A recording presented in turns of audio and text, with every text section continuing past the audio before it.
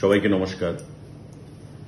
গত কয়েকদিন ধরেই আমরা লক্ষ্য করছি যে আগরতলা শহর সহ বিভিন্ন পেট্রোল পাম্পগুলোতে একটা অনাকাঙ্ক্ষিত লাইন মানুষের মধ্যে এবং একটা উদ্বেগ উত্তেজনা যে হয়তোবা যে কোনো সময় পেট্রোল এবং ডিজেলের যে সাপ্লাই সেটা বন্ধ হয়ে যেতে পারে।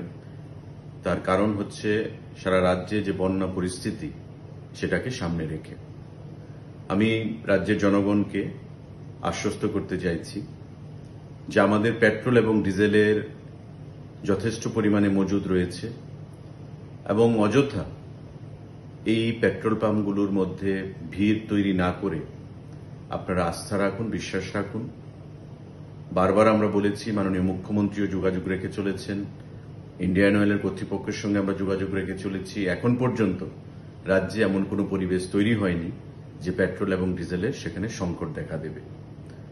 এই বন্যা পরিস্থিতিতে আসাম আগরতলা রোড যদিও একটু ক্ষতি হয়েছে, কিন্তু তারপরেও পিডব্লিউডি এবং NHIDCL এর যৌথ সহযোগিতায় সেই রাস্তার কাজ চলছে।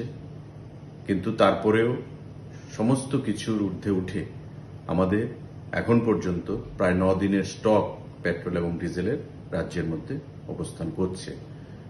আগামী 2 দিনের মধ্যে আসাম আগরতলা রোড যেটা ক্ষতি হয়েছে বিগত বর্ষার ফলে সেটা ঠিক হয়ে যাবে এবং সারাইয়ের কাজ হয়ে গেলে যথারীতি আমাদের পেট্রোল এবং ডিজেলের ট্যাঙ্কার রাজ্যে আবার পৌঁছতে থাকবে। আমি আপনাদের প্রত্যেকের কাছে সেটা আশ্বস্ত করছি যে দপ্তরের তরফ থেকে কোথাও যেন কোনো কালোবাজারি না হয় সেটার লক্ষ্য রাখা হচ্ছে। প্রত্যেক আধিকারিকদেরকে বলা হয়েছে নিত্য প্রয়োজনীয় দ্রব্যের মূল্য এবং পেট্রোল এবং ডিজেলের যোগান যেন সঠিকভাবে বজায় থাকে। মাননীয় মুখ্যমন্ত্রী আমাদেরকে প্রতিনিয়ত সেখানে নির্দেশ প্রদান করে যাচ্ছেন, ওনার তত্ত্বাবধানে আমরা কাজ করে চলেছি এবং অযথা কোথাও পেট্রোল ডিজেলের আর্টিফিশিয়াল ক্রাইসিস যেন না হয় সেটাকে নজর রাখা হচ্ছে। তাই প্রত্যেকের কাছে আমার বিনীত আবেদন থাকবে যে আপনারা অযথা প্যানিক তৈরি করবেন না, গুজবে কান দেবেন না।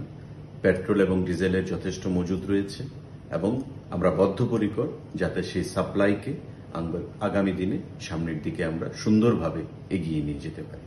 তাই গুজবে কান না দিয়ে আপনারা যথারীতি আপনাদের প্রয়োজনীয়তা অনুসারে পেট্রোল ডিজেল পাম্পগুলোতে ভিড় করবেন এবং সেখান থেকে পেট্রোল এবং ডিজেল গ্রহণ করবেন। নমস্কার।